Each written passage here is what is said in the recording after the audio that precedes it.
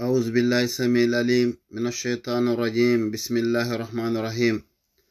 الحمد لله رب العالمين،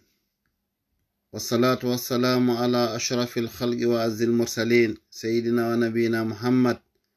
صلى الله عليه وعلى آله وأصحابه أجمعين. أما بعد، musidɓe julɓe tedduɓe, haray mi salmini on go salminango islam wonanɗon ɗo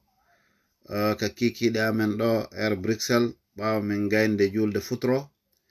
haray miɗo toro Allah subhanahu wa ta'ala yo nde yewtere ɗo taw on haray ɗon e jam, khayra wa afiyatan. haray inchallah ko mi yiɗi andintinde ɗo ko quelques minutes ko yowondiri e ko wiyete kon ƴoƴangol dewal, azaka fil ibada. hiɗon andi si tawi wano gollayɓe ɓen, si tawi joni masalan woni hara ɓe golloyta e zedi, hara ko ferie, ɓe suɓoto vendredi on congé fiyo ɓe profitu ɓe heɓa long weekend, ɓe watta ɗon samedi dimanche fo hara ɓe gollali. donc haray enen kadi hiɗen mari sifa ɗum ɗon ka nder dina meɗen ko arata piiji tawa hiɗa wawi profitude e majji, wallahi heɓa baraji molanaɗe. ɗum non haray nde yontere wonde arde ɗo ila e zedi, mi haalanayi on moƴƴereji ko honɗum woni e nder nde yontere ɗo. wallahi tawon ko hunde molanade. kala heɓɗo feere wawɗo horugol yontere nden fap, wallahi hara o heɓi baraji molanaɗi ko Allah subhanahu wa ta'ala tun andi ɗi. mo heɓali feere kadi andintini woɓɓe goo ɓe hoori, la sakka haray an kadi hiɗa jeeya e waɗuɓe ɓen moƴƴereji ɗin, saabu dambugal moƴƴere ko udditi ɗum. neɗɗo fof koyo ger wakkilo haray e nder muɗum dambuɗe moƴƴere ɗen. joni hiɗon andi hino ari en yaray nyallal e nder ɗe balɗe 7 ɗe falɗe yewde ɗo fimu, ko ɗum woni ila e zeddi arowo. haray hiɗon andi nelaɗo sallallahu alaihi wasallam hiɓe maaki, man sama yawman fi sabilillah, kala horuɗo nyallal gotal pet har ko fi Allah o horiri, ba'adallahu lahu bidhalika alyawm wajhahu anin nar 70 kharifa. Allah woɗɗinira yeeso makko ngon sabu ko o hori ngal nyallal ɗon kon natal yiite ka yarete duuɓi 90. mana Allah waɗa e distance hakkunde makko e natal yiite ka yarete duuɓi 90. ɗum hara a horu tun ni tun wi'a miɗo anni miɗo horde fi Allah. hara nanon suɓagol juma tun horetake, asewe tun kadi horetake, sina hara ko exceptionnel. hara jumare nden nde hawrodir e wano 10 jombente, ma jumare nden nde hawrodira e arafa, ɗon hino sella ka hora kayre tun.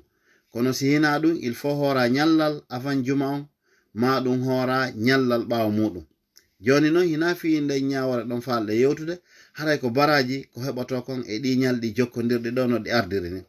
haray no mi inniri noon hiɗon andi haray zedi no wodi buy alhamdulillah hakkunde men hande, tawɓe woti horugol lendi hora kadi e zedi. donc haray e zedi arowo ɗo ko zedi on tigi anniyo ha moƴƴa hora zedire nden, anniyo nyentini sunna nelaɗo on, heɓa baraji ko woni e zedi on kon, heɓa kadi baraji woɗɗinegol natal yiite yeeso on tigi ngol ka yarate duuɓi 90. summa si ɗum ɗon feƴƴi on tigi watta ɗon honɗum vendredi on woni honɗum nden nyande ko nden nyande woni nyande 9 jombente. nelaɗo sallallahu alayhi wa sallam ɓe horuno nyande 10 on, ɓe maaki la in baqitu ila al amil muqbil la asumanna tasi'a. ɓe maaki si Allah accilan ha hitande arande nden mi horay kadi 9 on. tawi ɗum ko hitande ko ɓe hoori 10, kono ko hewtitoyta tawi ɓe feƴƴini. kono en andi ɓe acciri kamɓe tigi nelaɗo sallallahu alaihi wasallam wondema si Allah tawnoyiɓe ha ko arata haray ɓe horayno. donc kono tawi ɓe feƴƴini, ɗum holliri haray ko yen horu haray baraji molanaɗi hino e mum. ɗum wonata joni vendredi on. samedi on woni honde say, samedi on woni nyalande nde tawata ko nden nyande woni ako wiyete kon ashura 10 jombente. nden nyande haray nelaɗo sallallahu alaihi wasallam sahabaɓe mbalandi keɓe fi 10 jombente ɓe maaki haray miɗo jorti ka Allah ka wonata sabu hitande on tigi feƴƴunde nden bakkatu ko waɗi kon fop yaafede ɗon ande aɗa ɗuno ko baraji molanaɗi woni e muɗum joni sabu nden ñalande ɗon nela sallah sallam ɓe senino madina ɓe tawi alyahuda ɓen hino hoori nde ɓe inni ko fi on ɗum wonɗon e horande alyahuda ɓe wi nde ñalande hande ko nde ɗo Allah danduno Musa e Fir'auna o yoodi Fir'auna o dandi Musa ko ɗum non meɗe weltade ko Allah subhanahu wa ta'ala dandi Musa kon e ko o yooli Fir'auna kon nela sallah sallam ɓe maki nahanu awla bi Musa minkum ko menen ɓuri handude e Musa idi onon ko menen ɓuri handude nela sallah sallam ɓe hoori ɓe yamiri kadi sahaba ɓen yo hooru ngal ñallal ɗon ɓe maki kadi ngal wona e sabu on tigi yaafe bakkatu ko golli e nder hitande donc ɗum hawrata haray honde say wiiɗen samedi aro joni noon tawde no wirɗen ni sa hoori samedi on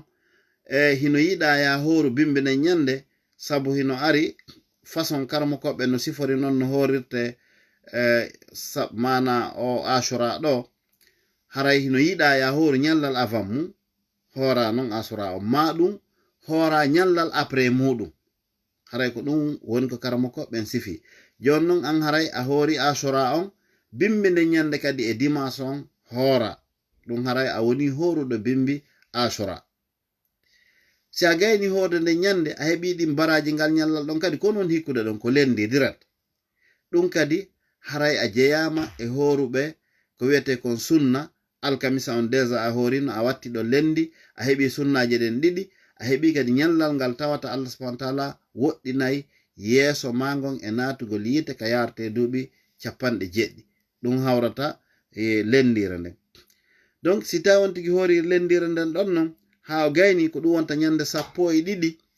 e mana jombente kon woni hikkude ɗon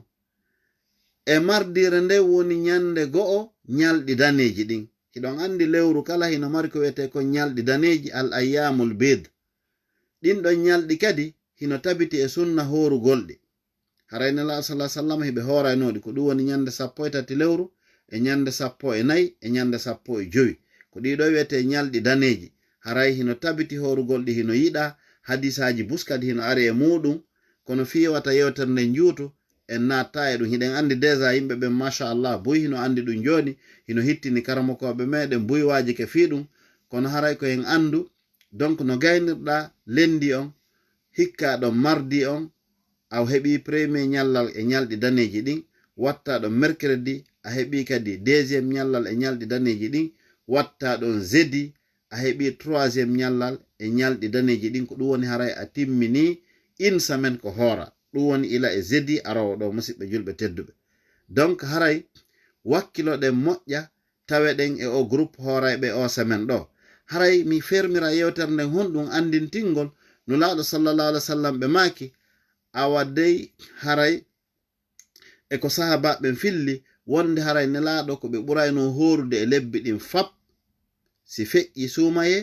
haray ko ndu lewru ndu wonɗen e mum ɗo almuharram ɗum woni jombente haray kamɓe tigi noon nela sallah sallam ɓe maaki